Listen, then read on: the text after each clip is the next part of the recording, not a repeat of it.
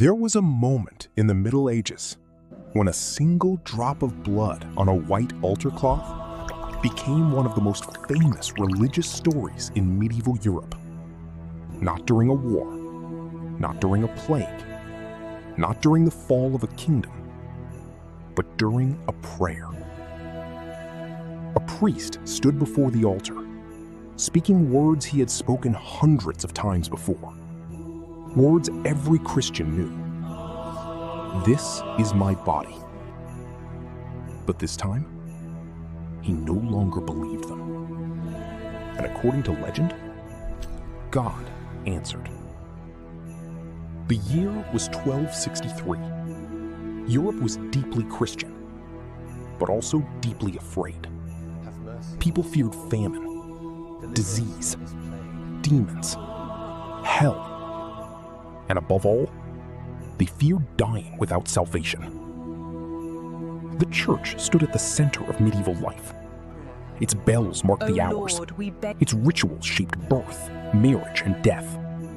Its cathedrals towered above many medieval cities, like stone mountains reaching toward heaven. But even in this world of faith, doubt still existed, especially among priests themselves. One of them was a German priest named Peter of Prague. Little is known about his life, but the story says he struggled with a secret that terrified him. He doubted the Eucharist. He doubted that the bread and wine of communion truly became the body and blood of Christ. Today, that may sound like a theological debate, but in the Middle Ages, this was no small uncertainty. It was terrifying. Because medieval Christians believed the Eucharist was not symbolic. It was real. Not metaphorically real. Not spiritually real. Literally real. The bread on the altar was believed to become Christ himself. And if that belief collapsed, what else could collapse with it? Salvation? Forgiveness? The authority of the church itself? Peter carried this fear across Europe as a pilgrim. He prayed for certainty. He prayed for a sign. Eventually, his journey brought him to a small Italian town north of Rome, Bolsena. A quiet place beside a volcanic lake. Stone streets, church bells echoing through narrow alleys, pilgrims moving beneath flickering torchlight. There, inside the Church of St. Christina, Peter prepared to celebrate Mass. No one in the church knew the battle inside his mind. The candles burned softly. Incense drifted through the air. The congregation knelt in silence. And then came the most sacred moment of the ritual, the elevation of the host. The priest lifted the consecrated bread toward heaven, and according to the story, blood began to fall from it. At first, perhaps Peter thought he imagined it. But then, more drops appeared. Dark red stains spread across the white linen cloth covering the altar. The priest froze. The congregation stared in horror. Some fell to their knees. Others began to weep. Because before them, the impossible seemed to be happening. To those inside the church, it seemed as though the body of Christ was bleeding. News traveled quickly. In medieval Europe, stories of miracles spread with astonishing speed. Pilgrims carried stories from town to town. Monks copied them into chronicles. Preachers repeated them in churches, lit by candles and fear. Soon, word reached Pope Urban IV. At the time, the Pope was living in the nearby city of Orvieto.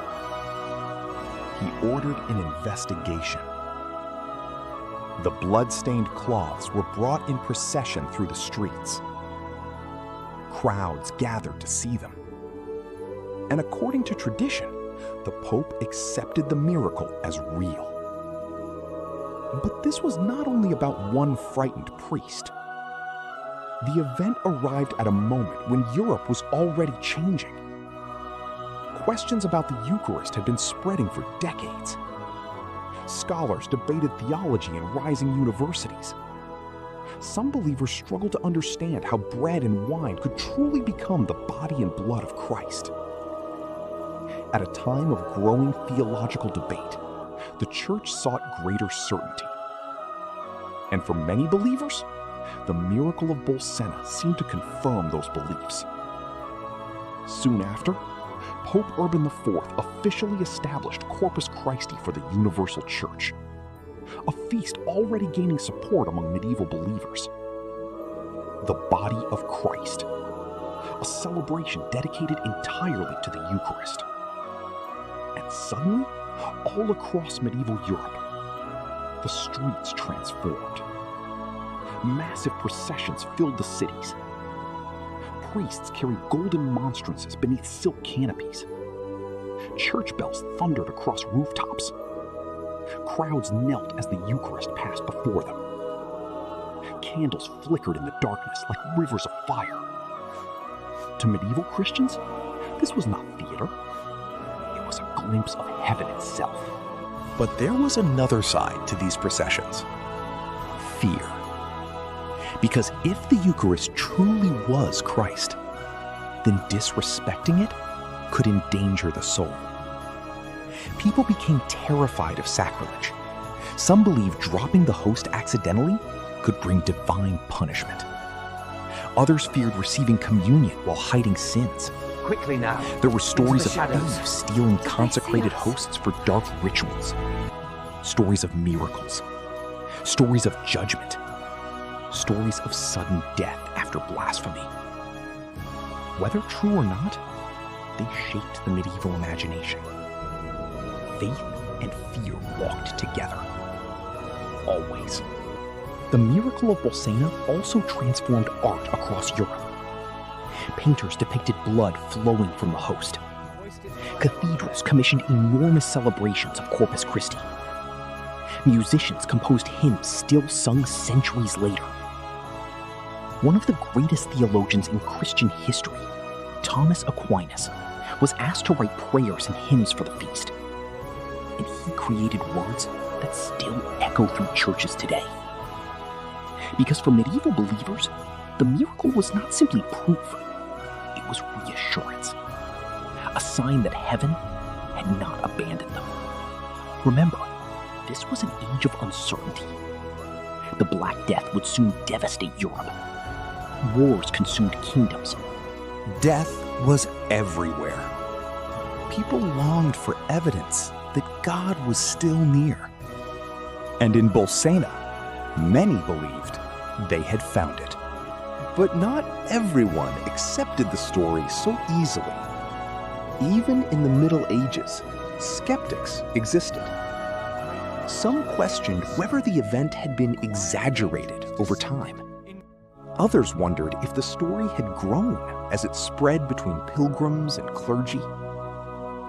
Modern historians still debate what truly happened inside that church.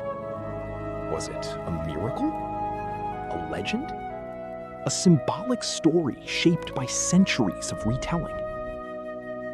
No one can say for certain. But perhaps the most important truth is not whether blood literally appeared on the altar. Perhaps the deeper truth is what the story reveals about medieval humanity itself. Their fears, their longing, their desperate need to believe that the divine could break into ordinary life. And maybe that is why the story survived, because the Middle Ages were filled with suffering. Most people lived short lives. Many buried children. Many feared eternal punishment every single day. The idea that heaven might suddenly reveal itself. Through light, through relics, through visions, through blood, gave meaning to a brutal world. Miracles were not entertainment. They were hope. Long pause. Even today, the relic associated with the miracle remains in Orvieto Cathedral. Visitors still stand beneath immense Gothic arches to see it. The cathedral itself feels almost unreal. Striped black and white stone, golden mosaics shining in sunlight, shadows stretching across ancient floors, worn smooth by centuries of pilgrims. And every year, Corpus Christi processions continue around the world, from small villages to enormous cities. Candles, incense, songs, silence. A medieval tradition still alive in the modern age, because some stories refuse to disappear. And perhaps that is the strangest part of all. According to tradition, a doubting priest may have helped shape Christian history forever. Not a king, not a conqueror, not an army. Just one man, terrified that he no longer believed. There is something deeply human about that. Because doubt has always existed beside faith, even in monasteries, even in cathedrals, even at the altar itself. And maybe that is why the story of Bolsena still fascinates us centuries later. Not only because of blood on stone, but because it tells us something uncomfortable, that belief is rarely simple. In the Middle Ages, people often imagined faith as absolute certainty. But the story of Peter of Prague suggests something else.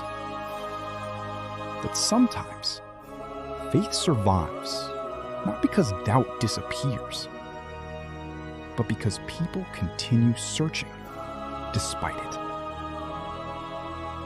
And according to legend, that search changed Europe forever. So the next time church bells echo through a city during Corpus Christi, remember the frightened priest in Bolsena, the trembling hands lifting the host, the silence inside the church, and the moment medieval Europe believed heaven answered back. Because one stain of blood on a white cloth became one of the most powerful religious stories of the Middle Ages.